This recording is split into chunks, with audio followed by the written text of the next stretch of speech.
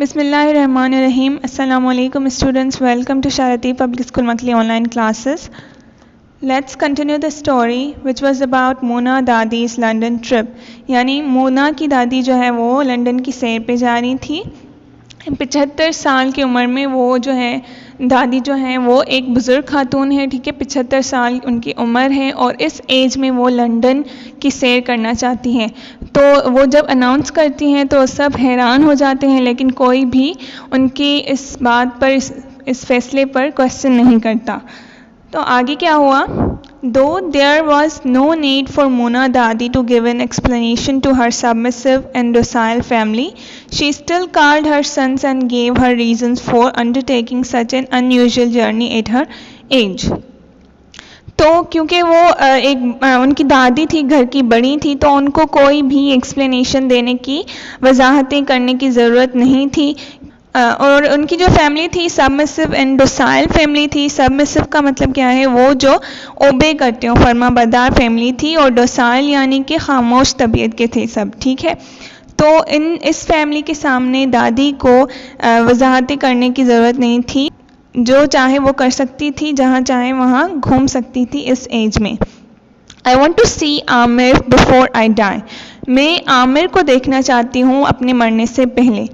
आमिर हर eldest son, Aamir जो है वो उसका बड़ा बेटा था। had gone to England to study when he was 18. तो वो जो है वो कहाँ गया हुआ था? इंग्लैंड गया हुआ था पढ़ाई के लिए, जब वो 18 साल का था, 18 years old. And had never returned since then. और जब वो 18 साल की उम्र में पढ़ाई के लिए गया हुआ था इंग्लैंड, उसके बाद वो वापस नहीं आया था। He wrote to his mother on the 15th of every month and sent her money regularly, along with many expensive but useless presents, but did not come home to see her because he had a phobia of flying. वो हमेशा अपनी माँ को ख़त लिखता रहता था, हर 15वें माँ को, और जो है वो उन्हें कुछ पैसे भी भेजता था और महंगे महंगे तोहफ़े भी भेजता था, लेकिन वो उनके इस्तेमाल के लायक नहीं होते थे। लेकिन वो कभी भी घर वापस नहीं आया था। क्यों? क्योंकि उसे फोबिया था। फोबिया मीन्स डर, ठीक है। डर किस बात का था? Phobia of flying. इंग्लैंड से पाकिस्तान जब आना हो तो वो किसके थ्रू आएगा? एरोप्लेन के। तो एरोप्लेन में बैठने से उसे बहुत डर लगता था।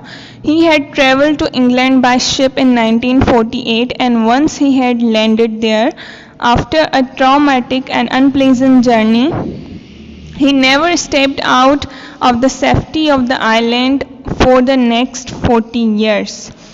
1948 में वो इंग्लैंड गया था, तो वो बाय शिप गया था, ठीक है। बाय एरोप्लेन नहीं गया था, तब भी वो बाय शिप गया था। उसमें भी उसे इतना मज़ा नहीं आया था। उसके बाद से वो अगले 40 सालों तक कहीं बाहर नहीं गया था, इंग्लैंड में ही रह रहा था। There had been a few short tension-filled holiday trips to France and to Italy, but these were either by train or by boat. कुछ जो है ट्रिप्स हुआ करती थी, मतलब घूमने जाया करते थे, लेकिन तब भी वो मतलब फ्रांस जाता था और इटली जाता था, तब भी वो बाय बोट जाता था या फिर बाय ट्रेन जाता था। Every year as the Eid season approached, he promised his mother that he would take a plunge, get onto an aircraft and come home, but his nerve failed him each time.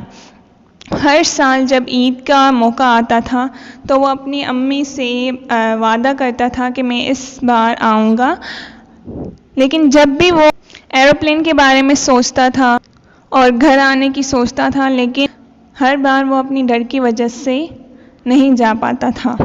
That's all for today. In next class we will continue the story. Till then, take care. Allah Hafiz.